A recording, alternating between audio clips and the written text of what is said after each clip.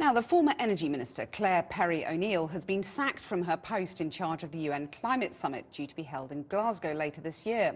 Ms O'Neill said she was very sad that the role had been rescinded, claiming Whitehall couldn't cope with an independent figure in charge. Boris Johnson is due to launch the UK's strategy for the summit, known as COP26, next week, amid reports that he wants to take the whole issue more seriously. Well, joining me now is Tom Burke, who's chairman of the climate change think tank E3G and an advisor to COP26.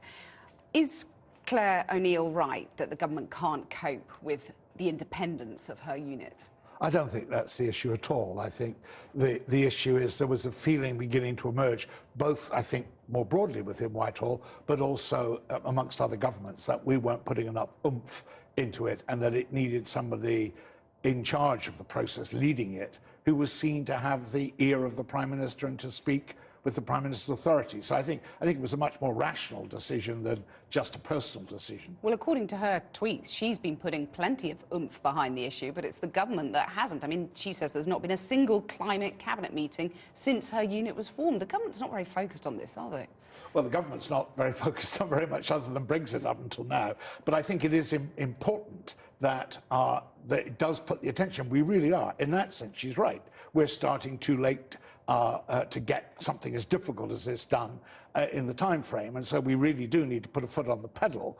And the Prime Minister needs to get personally involved. And I think that's what's been missing. I don't think it's any lack of energy on Claire Perry-O'Neill's part. I think it's much more a feeling that we weren't putting the sort of political weight behind it. And as you pointed out, there have been distractions. So in political weight, that means a cabinet level minister like someone like Michael Gove, or, I mean, you know, Lord Zach Goldsmith has been suggested. Would either of those do for you?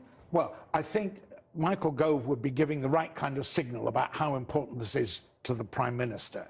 I suspect he's going to be pretty busy on other things. So I think it might be more likely, or it would be more effective, if it was somebody like William Hague or Michael Howard, both of whom were former leaders of the Conservative Party, who will be seen to have that sort of political weight. Neither of whom are ministers, and the government says it has to be a minister. Well, there's no particular reason why it has to be. Claire Perry wasn't a minister, so I mean, I don't know whether that's true or not. What's important to remember is what's difficult about this is, in order for the summit to succeed, we've really got to get the EU and China to pull together. And we're trying to do that at the same time as we're pulling back from engagement with Europe. So it's going to need a politician who's going to be both got a lot of weight and is pretty skillful at those kind of difficult politics to achieve it. What's at stake here? Because if you look at, 6 months of work of basically that's been wasted, really. You've only got 9 months to the summit.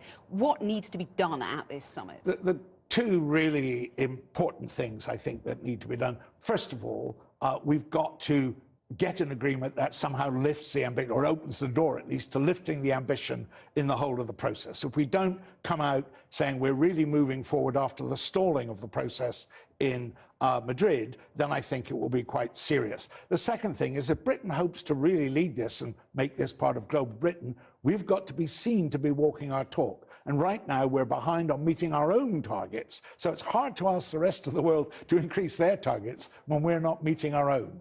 Indeed. Tom Burke, thanks very much.